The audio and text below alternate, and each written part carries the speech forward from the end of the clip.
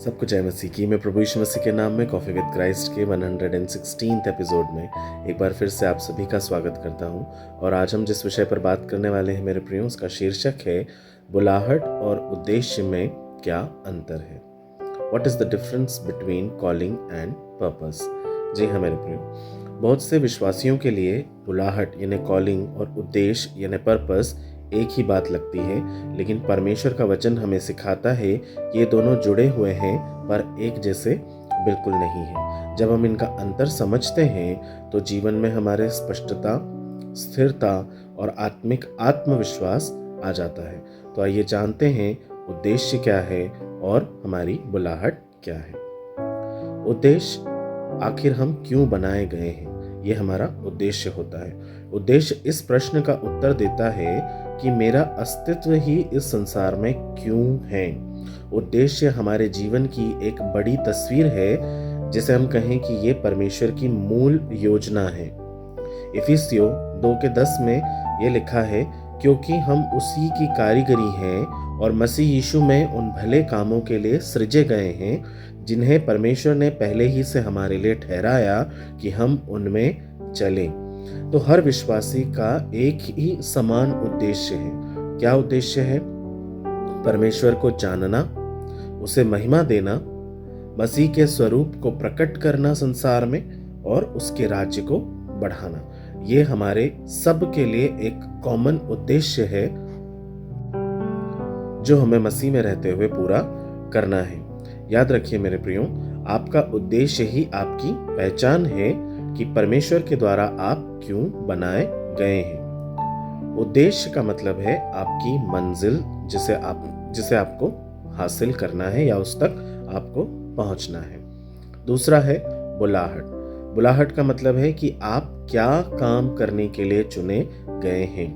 बुलाहट जो है वो इस प्रश्न का उत्तर देती है कि परमेश्वर ने मुझे किस काम को करने के लिए नियुक्त किया है।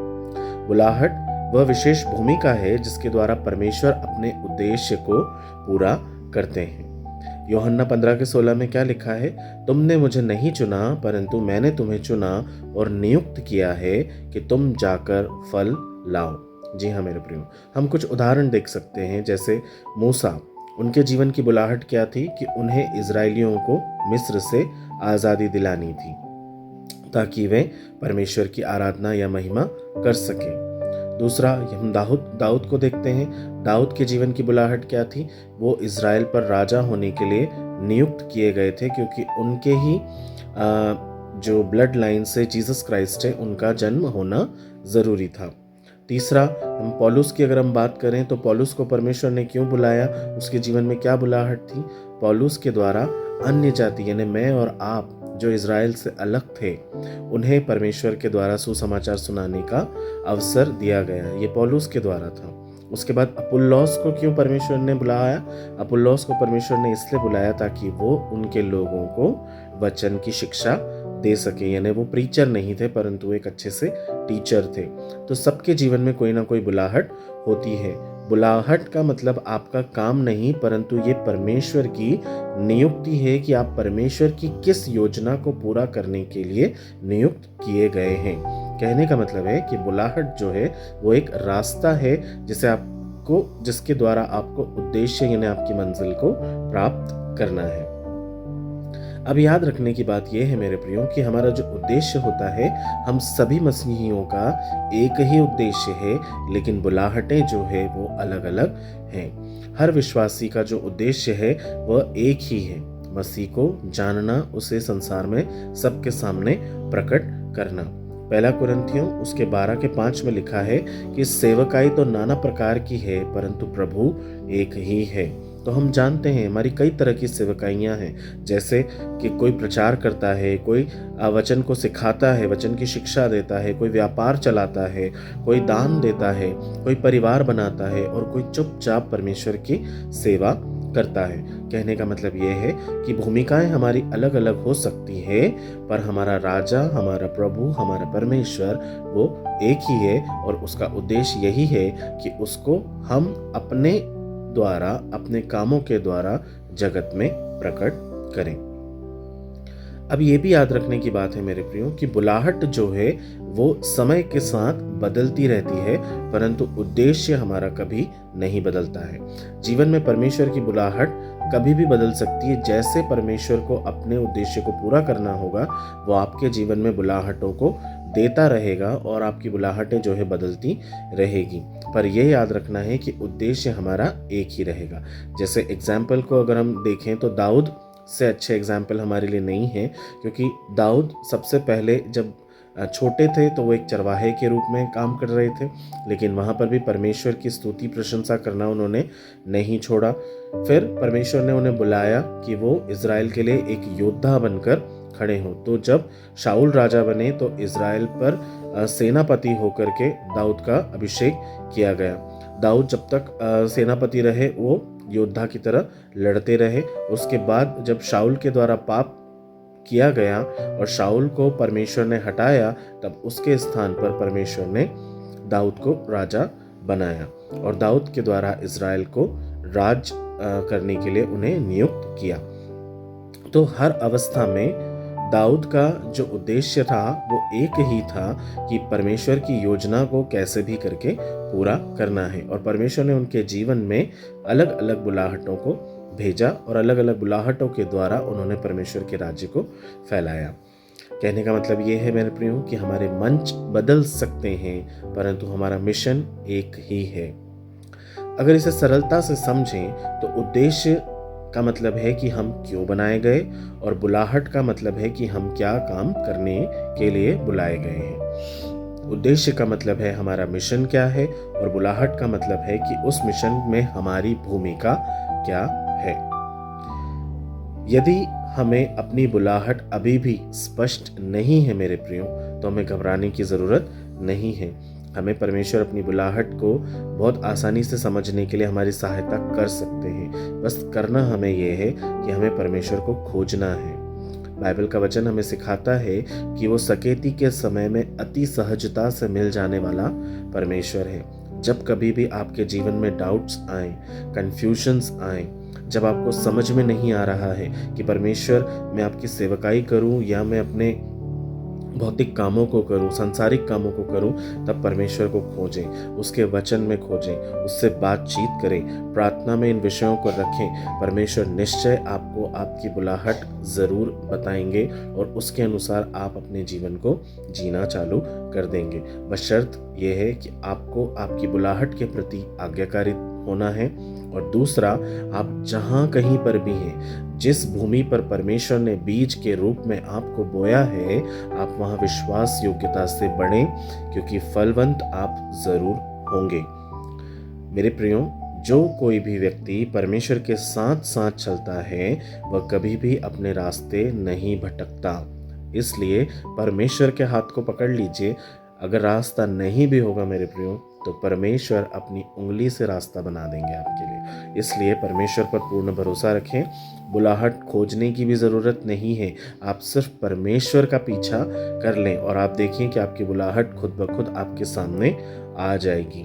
याद रखिए, जब परमेश्वर ने आपको बनाया है तो उसने आपके लिए रास्ता भी बनाया है।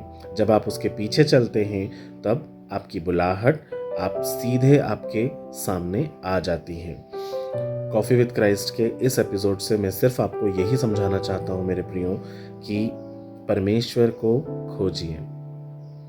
वचन कहता है, पहले तुम उसके राज्य और धर्म की खोज करो तो ये सब वस्तुएं तुम्हारे पीछे हो लेंगी, ये बुलाहट भी पीछे हो लेगी और आपका उद्देश्य आप निश्चय पूरा करेंगे और परमेश्वर के लिए एक वाकई में जीवन जीने योग्य जीवन आप जिएंगे। कहने का मतलब ये है कि जब इस संसार का जीवन पूरा होकर आप परमेश्वर के सामने खड़े होंगे तो परमेश्वर ये नहीं कहेंगे कि मेरे सामने से चले जाओ, मैं तुम्हें नहीं जानता, पर वो ये कहेंगे, हे विश्वास योग्य दास, मुझे तुझ पर नाज है, ये ले तेरा मुकुट, ये है तेरा अभिषेक और वो है तेरा स्थान, उसे तू ग्रहण कर। आज तू मेरे साथ मेज पर बैठकर मेरे साथ भोजन करेगा। मेरे प्रियो, परमेश्वर आपसे बेहद प्यार करते हैं और ये केवल हम सिर्फ मसीहियों से नहीं परंतु समस्त जगत से प्यार करते हैं। जो कोई भी आज परमेश्वर को खोजता है, ढूंढता है, परमेश्वर बहुत सरलता से उसे मिल जाएंगे। आपको बस ज़रूरत है यीशु मसीह को अपने जीवन में बुलाने की। यदि आप बुलाने को तैयार हैं मेरे प्रियो, तो वो आने को तैयार है।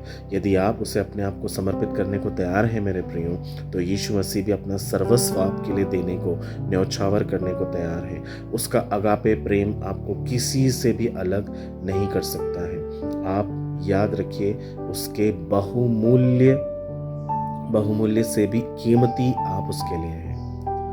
आप बेहद कीमती हैं, अपने हाथों की कारीगरी हैं आप। परमेश्वर ने आपको अपने हाथों से बनाया है और वो आपको बहुत प्यार करता है।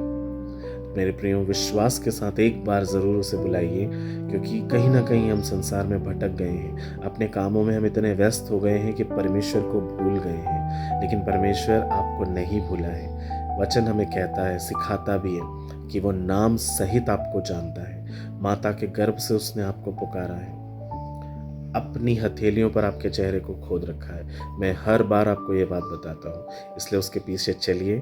वो आपको शिरोमणि बना सकता है, शून्य से शिरोमणि बना सकता है। प्रभु आपके साथ हो। इन वचनों के द्वारा आपको आशीष मिले। यदि आपको वाकई में इन वचनों के द्वारा आशीष मिलती है मेरे प्रियो, तो आप इन वचनों को दूसरों तक भी शेयर करें, कमेंट्स करें, मुझे बताएं कि आप प्रोत्साहित हो रहे हैं। और यदि कोई टॉपिक दूसरा आप चाहते हैं कि मैं आपके लिए प्रिपेयर करूं, तो मैं उस पर भी आपको वचन सिखाने के लिए तैयार हूं। परमेश्वर आपके साथ हो। आइए हम प्रार्थना करेंगे। प्यारे पिता, हम धन्यवाद के साथ एक और बार फिर कॉफ़ी विद क्राइस्ट के इस एपिसोड के माध्यम से आपके पवित्र चरणों तले आते हैं। हम आपको धन्यवाद देते हैं कि आपने हमें अब तक जीवितों की ज़मीन पर जिंदा रखा। प्रभु, होने दीजिए आज जितने भी लोग कंफ्यूज्ड हैं, जितने भी लोग डाउटफुल हैं, प्रभु जी, उनकी कॉलिंग को लेकर, उनके पर्पस को लेकर, आप उनके जीवन में उनकी कॉलिंग और पर्पस को पूरा करें पिता। आप उनके सामने स्पष्टता से उन्हें दिखाएं, दर्शनों के द्वारा, सपनों के द्वारा, वचनों के द्वारा, लोगों के द्वारा, प्रकृति के द्वारा। पिता, आप उनसे बातचीत करें ताकि वे अपने जीवन में सही काम को सही समय पर और प्रभु जी आपके लिए पूरा कर सकें। आप ऐसा करने जा रहे हैं, हम उसके लिए धन्यवाद देते हैं। हम एक एक सब्सक्राइबर को, फॉलोवर को, पिता, परिवार के तमाम लोगों को और विश्व के लोग जो जहाँ कहीं से भी मुझे देखते हैं, आपके नाम से प्रभु मैं आशीष देता हूँ राजा। आप उनके पिता परमेश्वर जीवन को छू लीजिए। इस वक्त प्रभु समय लेना चाहता हूँ उन तमाम लोगों के लिए जो पिता परमेश्वर जंग की स्थिति में फंसे हुए हैं। मैं आपसे विनती करता हूँ प्रभु जी, विश्व की शांति के लिए आप पिता परमेश्वर अपने असीम शालोम को अपने श्वास से फूकें परमेश्वर पिता, ताकि संसार में प्रभु जी आपकी शांति आने पाए। खुदावंद, आपके वचन के अनुसार आपने कहा है कि अंत के दिनों में राज्य राज्य पर, देश देश पर चढ़ाई करेंगे। प्रभु, हम ये मंजर नहीं चाहते हैं खुदावंद, हम आपकी शांति चाहते हैं पिता। वो शांति जो संसार हमें नहीं दे सकता है। जो भी युद्ध की वजह से पीड़ित हैं, परेशान हैं, फंस गए हैं, शोकित है, दुखी हैं, प्रभु उनके लिए हम प्रार्थना करते हैं। आप उनके जीवन में प्रभु जी शांति को लाएं, उन्हें पुनः स्थापित करें प्रभु जी। इस युद्ध को विराम दें प्रभु। आप पिता परमेश्वर अधिकारियों से बोले और बातचीत करें। राजा, आपने पूरा कर दिया है, उसके लिए धन्यवाद देते हैं। हम प्रार्थना करते हैं उन जवान युवकों के लिए प्रभु, जिनकी शादियां नहीं हो रही हैं, जिनकी सगाई परमेश्वर पिता किसी वजह से अटकी है और रुकी हुई है। प्रभु, आप उनके जीवन में भी काम करें। उनके लिए प्रभु एक सही पार्टनर आप दे राजा, अपनी इच्छा के अनुसार आप उसे पूरा करें। आप ऐसा कर रहे हैं प्रभु, हम उसके लिए धन्यवाद देते हैं। सारा आदर, मान, महिमा, इज्जत, गौरव, जलाल सब कुछ दे करके प्रभु यीशु मसीह के नाम से इस दुआ को मांगते हैं। दया करके सुनिए और ग्रहण कीजिए। आमीन। मेरे प्रियो, मैं विश्वास करता हूँ ये वचन आपके जीवन में अद्भुत काम करेगा। इस प्रार्थना के द्वारा परमेश्वर आपकी विनती प्रार्थनाओं को भी ज़रूर सुनेंगे, आपको आशीष देंगे। मेरे साथ हर दिन यूं ही बने रहें। हम हर दिन नई नई बातों को सीखेंगे, परमेश्वर की महिमा करेंगे, शैतान को हराएंगे और उसके साथ अनंत जीवन में प्रवेश ज़रूर करेंगे। प्रभु आपको आशीष दे। सबको जय मसीह की।